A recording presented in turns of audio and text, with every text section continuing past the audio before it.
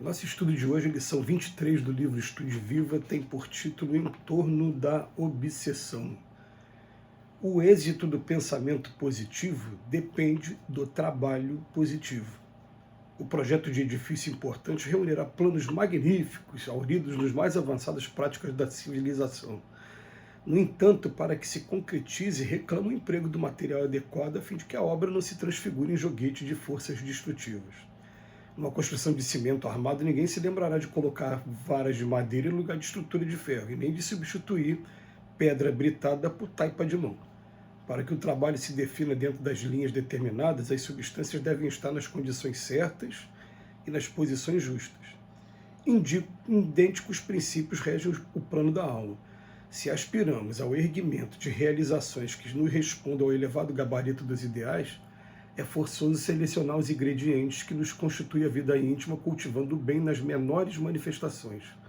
Qualquer ação oposta comprometerá a estabilidade da organização que pretendemos efetuar. À vista disso, cogitemos de sanear emoções, ideias, palavras, atitudes, atos, por mínimos que sejam. Todos nos referimos ao perigo dos agentes do mal que nos ameaçam, no entanto, os agentes do mal apenas dominam onde lhes favoreçamos a intromissão. E a intromissão deles, via de regra, se verifica principiando pela imprudência da brecha. Hoje é uma queixa, amanhã é um momento de azedume, cedo uma discussão temerária, mais tarde uma crise de angústia perfeitamente removível através do serviço, agora um comentário deprimente, depois um minuto de irritação e, por fim, enfermidade, delinquência, perturbação, às vezes até a morte prematura. O desastre grande quase sempre é a soma de descuidos pequenos. Estejamos convencidos de que nos processos da obsessão acontece assim também. Na cura da obsessão, reconhecendo o obsediado, seja ele quem for, um familiar doente a que se deve o máximo de consideração e assistência. Equilibrar a palavra socorredora, dosando consolo, esclarecimento, brandura e energia. Não desconsiderar as necessidades do corpo ante os desbaratos da alma, conjugando os recursos da medicação e do passe, da higiene e da prece. Incluir o trabalho por agente curativo de acordo com as possibilidades e forças do paciente. Abolir as sugestões do medo no trato com o obsesso. A gente vai deixar para comentar essas dicas que o André Luiz está dando para a gente. Vamos começar falando aqui sobre o texto do Emmanuel, porque o Emmanuel está chamando a nossa atenção, e na hora que eu estava lendo aqui, o que veio na minha mente aqui, né, foi uma coisa até interessante. É aquele machucadinho pequenininho, aquela ferida pequenininha que aparece num determinado lugar do corpo, e que você não tratando, ela começa a infeccionar, começa a abrir, daqui a pouco cria uma ferida muito grande. E é exatamente isso que também acontece nos casos de obsessão. Elas vão começar sempre, como diz aqui o Emmanuel, vamos lá, uma queixa, uma discussão, uma crise de angústia, um comentário deprimente, uma irritação, aí daqui a pouco vira enfermidade, olha só, delinquência, pode virar uma doença no corpo, pode virar também uma coisa no próprio espírito mesmo dele começar a cometer crimes, perturbação e às vezes até morte prematura. Por quê? Porque eu não tratei aquele iniciozinho ali, aquele ponto, aquela brecha que está sendo dada. E é exatamente isso que acontece no campo da obsessão, tanto se a gente parar para analisar moralmente, como se a gente parar também para analisar fisicamente. Vou falar fisicamente, porque atualmente a gente dispõe de recursos através da ciência para poder estar analisando o que acontece num campo que a gente não via até há pouco tempo.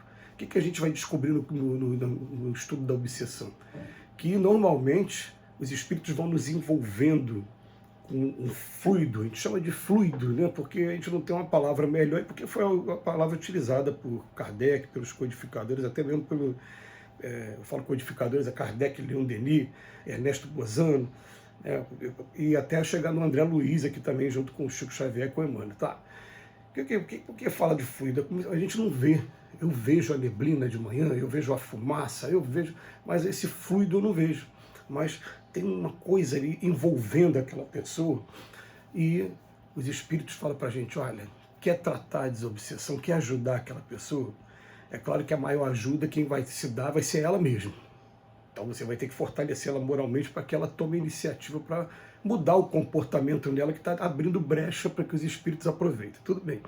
Mas você quer ajudar, primeira coisa, passe dispersivo nela. Então a pessoa senta na sua frente e eu, na hora que eu estou dando passe, eu estou mentalizando que essa mão aqui está sendo uma pá, fazendo uma limpeza. Estou ali realmente procurando aqui, pedindo ajuda de Jesus, dos espíritos superiores, para retirar aquele fluido daquela pessoa. E a gente percebe que no meio do passe, daqui a pouco a pessoa já dá aquele, já volta um pouquinho assim, porque já tem um pouquinho de alívio. Lá no livro dos médios fala que, né, é ou o dispersivo ou a autoridade moral, que aí, eu vou falar que no meu caso, raramente a gente consegue ter autoridade moral para se impor a esses espíritos, como diz lá no Evangelho, né? Para determinadas categorias de espírito é necessário oração e jejum. E a gente se sente ainda, vou botar assim, ainda não à altura de corresponder como Jesus, com simples palavras, ele, e o magnetismo dele, ele espantava, tirava o espírito dali, tudo bem. Mas o trabalho da obsessão, a gente está sempre colocando aquela coisa assim, né? O estudo da obsessão, falando, o obsessor, como se o obsessor fosse o príncipe das trevas, fosse alguém representando o mal, e na verdade está sendo brechas que nós temos na gente que eles estão aproveitando. Então o André Luiz, na segunda parte, a parte que eu não li o texto todo para a gente ganhar mais tempo, ele vem falar para a gente, olha, vamos reconhecer no obsediado, seja ele quem for, um familiar doente, que a gente deve o máximo de consideração e assistência. A gente aqui na Terra ainda tem um problema muito grave, a gente fica sentido quando a gente vê uma pessoa debilitada com uma enfermidade física, mas quando a enfermidade é mental, a gente normalmente fala que a pessoa está fazendo corpo mole, isso aí é falta de vergonha, isso aí trabalho vai resolver. A gente usa alguns termos pejorativos mesmo, mas muito pejorativos, às vezes para problemas que daqui a pouco se agravam e pode até daqui a pouco descambar para campos piores até que o suicídio, por exemplo. A gente precisa muito rever esses conceitos. Pois ele fala, equilibrar a palavra socorredora, dosando consolo e esclarecimento, brandura e energia. Isso aqui é um texto que a gente poderia fazer um estudo inteiro sobre ele, porque muitas das vezes a gente vai de maneira muito dura, você precisa fazer, gente. Na maioria das vezes ele sabe que ele precisa fazer isso para modificar, ele não consegue fazer isso, ele não tem força moral. E você falando isso, é como se você virasse para uma pessoa e falasse, você tem que pegar 1 tonelada, eu não consigo pegar 1 tonelada. Aí a pessoa desanima, a pessoa entra mais ainda mergulhando, tem que saber dosar a palavra, consolo e esclarecimento, brandura e energia. Brandura e energia, essa frase é tudo aqui do André Luiz. Depois ela fala, não desconsiderar as necessidades do corpo, conjugando medicação e passe, higiene e prece. O André Luiz, num texto no Mundo Maior, no livro No Mundo Maior, ele fala que ele aconselha que os antidepressivos, ele usa o termo ansiolíticos, que era o termo que tinha na época, deve ser utilizado como último recurso, depois que a gente tentou de tudo e não conseguiu. Ele dá algumas receitas para a gente, ele fala, em primeiro lugar, vamos tentar buscar no trabalho, buscar na alegria de servir, buscar na... Ele dá umas dicas lá que está lá no livro No Mundo Maior, não vou dar o spoiler não para a gente buscar. Mas se não conseguir mesmo, aí vai usar o ansiolítico, porque o ansiolítico, a gente sabe, ele cria dependência, ele vai alterar o sistema nervoso.